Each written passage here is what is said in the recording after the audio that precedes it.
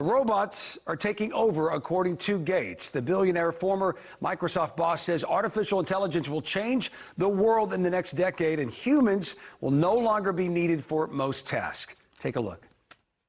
The era that we're just starting is that intelligence is rare. You know, a great doctor, a great teacher.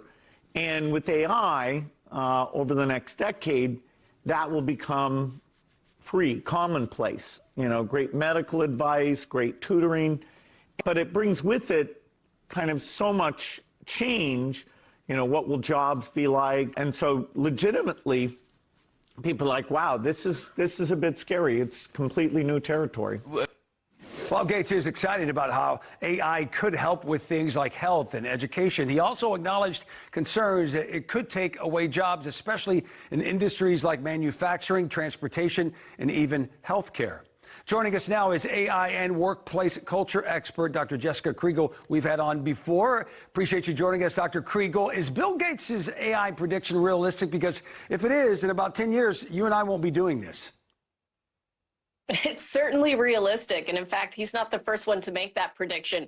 John Maynard Keynes in 1930 made the same prediction that we would be working 15-hour work weeks in 100 years, which is around now.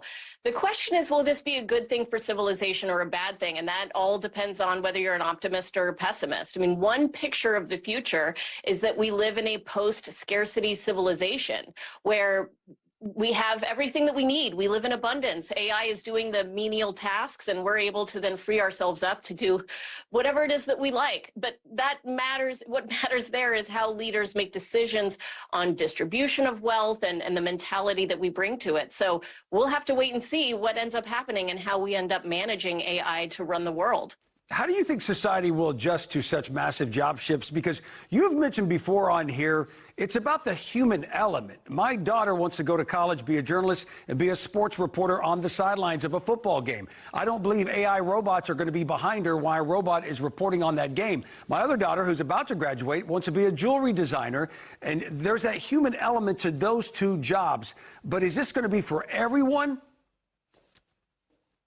It's a great question. I think right now what you have from a technological perspective, we're already not in a scarcity economy. We have enough wealth. We have enough that everyone could be taken care of. Everyone could be working 15-hour work weeks right now. But what we lack is the abundance mentality. We lack the spiritual and psychological ability to do less. I mean, the hardest thing for my daughter to do is sit still, right? And then you look at people who retire and they instantly start to feel a certain amount of agita because we value ourselves based on our productivity, our identification of worth, our identification of self is wrapped up in what we do. So we have to get out of the business of being busy and into the business of, you know, who do we want to be, rather what do we want to do if we're going to be able to take advantage of AI in a way that is beneficial for all of humanity. Yeah, one thing it wasn't beneficial, my older daughter said, hey, I'm applying for this job. I'm going to put it in AI. I said, do not do that because it's going to sound different from you once you get the job, which she did. So she didn't do that. So the last couple of months, in the meantime, President Trump has talked about all these companies and organizations coming to the U.S. to set up AI manufacturing. Is AI going to be running that AI manufacturing mold?